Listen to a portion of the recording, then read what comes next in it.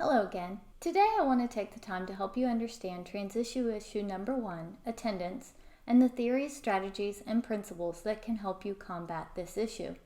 Stay tuned. Victoria College's Total Learning Center presents Dr. Deb Explains. Transition issue number 1, attendance. Welcome back. Dr. Deb here to explain why new college students often have a problem with attendance and how understanding motivation, self-regulated learning, and the principles at the foundation of attendance can help college students overcome this stumbling block. First, I think it goes without saying that attendance is important. If you are transitioning from high school, it may not seem very important because if you missed in high school, you were often allowed to make up whatever you missed. If you are transitioning from the workplace, you probably know the value of attendance since you don't get paid if you don't go to work. But there are often other issues for you that get in the way of attending classes. So why is it so important to attend classes every day? First, if you aren't there, you miss the valuable information presented in class. One student told me that she missed one day due to an illness, and when she returned, she felt like she had missed a week of material. The information flows fast and furiously in college, and if you aren't there, you miss it. Secondly, attending class provides you with an opportunity to expand your thinking. When you read the content from a textbook or review your instructor's PowerPoint slides, you only get your version of the content. When you are in class, your professors are explaining more about why these issues are important, and your thinking goes beyond what your individual thoughts are. And finally, attending class provides you with an opportunity to ask important clarifying questions. If you do the course reading and/or preview the notes, you have the opportunity to identify what is confusing to you and what you are unsure about. If your professor doesn't address these issues in class, you have an opportunity to raise your question and have a great discussion on the issue. So if it's so important for students to attend class, why don't they? There are several reasons for this. First, new college students transitioning from high school may be used to the lax attendance policies at their high school. They don't realize that the culture of high school is very different than the culture of college. College professors don't have the time to have you make up what you missed or provide you with a private lecture on the topic. When you return from an absence, you are the only one who is responsible for learning whatever was missed. Secondly, students are often not used to the freedom that college provides. Students can go off campus after class or may have only one class that day. This means that the rest of the day is available for the student to use however he or she wishes. Students may simply not feel like getting up to go to class, or they may get involved in a great video game, and then they decide that they can afford to miss a day. The day often gets away from you before you know it if you don't have to be in class all day, every day. And finally, there are often other responsibilities that just get in the way. Your boss may ask you to pick up an extra shift, or your child may be sick, or you may have to take your car to the shop. Whatever the case may be, college students often see class attendance as something that is flexible and not mandatory. So when other things come up, they push attending class to the back burner. Regardless of the reason that students have a problem with attendance, there is one thing to remember. With great power, like attending college, comes great responsibility, like going to class. In every chapter, we look at professionalism. So how would a professionalism handle the issue of attendance? First, professionals arrive on time, whether to class, a meeting, or on the job, and they stay the entire time. If they have to leave early, they let someone know beforehand. College students should take the same approach. They should always arrive to class on time and stay the entire time. They should also let someone know if they are running late or need to leave early, regardless if this is for a meeting with someone on campus or for class. The key here is to act like a professional and start practicing your professionalism every day, even if it is not mentioned or required by your instructor. How can we combat the issue of class attendance in college? One learning theory, motivation, may help since motivation is a desire or willingness to do something. Students must be motivated to attend class or they simply won't go. And in most cases, no one can provide this motivation except for the student. He or she must have either the intrinsic motivation from within, to go to class, or he or she must create the extrinsic motivation from outside, to get his or her butt to class. This can either be a reward for going to class that the student gives himself or herself, or it can stem from the fear of punishment, like being dropped from the class. However, the student develops the motivation he or she needs.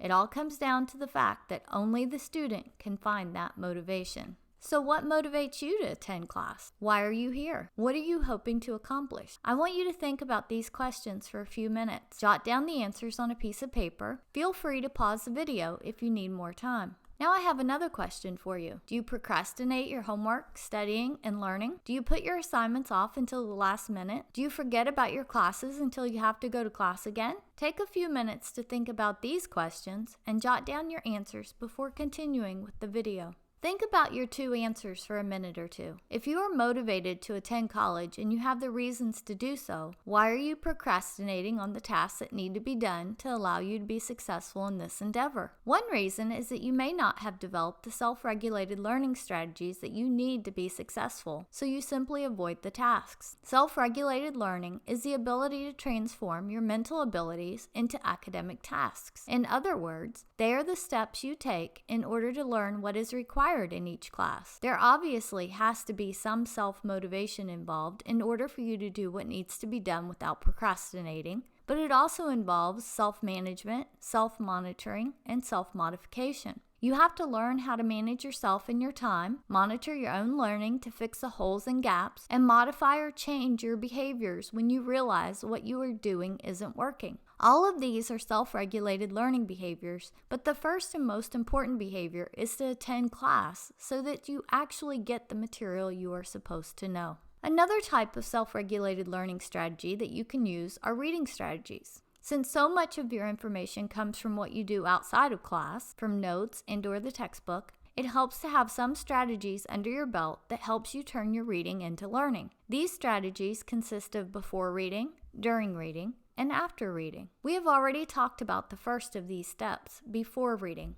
It's always helpful to preview and think about what you are about to read before you begin reading. It helps you wake up your brain by providing a preview of what's to come and ask questions about the material. And it allows you to see what you know and don't know, which may help it stick in your memory better. You should always do this step even if it is not provided by the instructor. The next step is during reading. This means that you pause during your reading session to think about the content that you are reading. We have created places for you to pause at the end of every section in our course guide to help you develop this habit. After each section, paragraph, or page, do something with the material you are reading. Practice summarizing it in your own words, reflect on the connections you see, think about how you could use it in practice, etc. At the end of the course guide, we have provided you with some self-monitoring tips that you can use as you read or study. Even though they are at the end of the chapter, you should use them throughout your reading. And finally, we have also provided you with some web resources for you to explore. They are items on the web that may help you with your understanding of the topic. Most textbooks include these types of resources, and you are always encouraged to make use of them while you are reading. And after you read, what should you do then? You want to think about the material, see if you understand it, and think about how you can use it in your classes, your life, or your career. The more applicable the material is to your life, the easier it is to remember. Take some time to think about the material and how you can use it. We have provided you with some reflection and application questions at the end of each chapter to help guide your after reading. So what steps are you currently taking to transform your mental abilities into academic skills? What do you need to do more of? What do you need to change or improve? And how will doing these things help you with the issue of attending classes? As mentioned in the course guide, we are using Joe Cusio's research on the principles for college success to help with our transition issues. He identifies 4 main principles, and the first one is active involvement. In active involvement, he identifies 4 types of involvement that college students must do. The first of these is to actually attend class. He states that students must be active agents in the learning process, which is the basis for the principle of active involvement, and one cannot be an active agent if one is absent. You have to show up to take an active part in your own learning because there is a direct relationship between your attendance and your grades. The more you attend, the better your grades. The more effort and time you devote to your classes, the better your grades. And most importantly, the more you learn, the more you are prepared for your future career.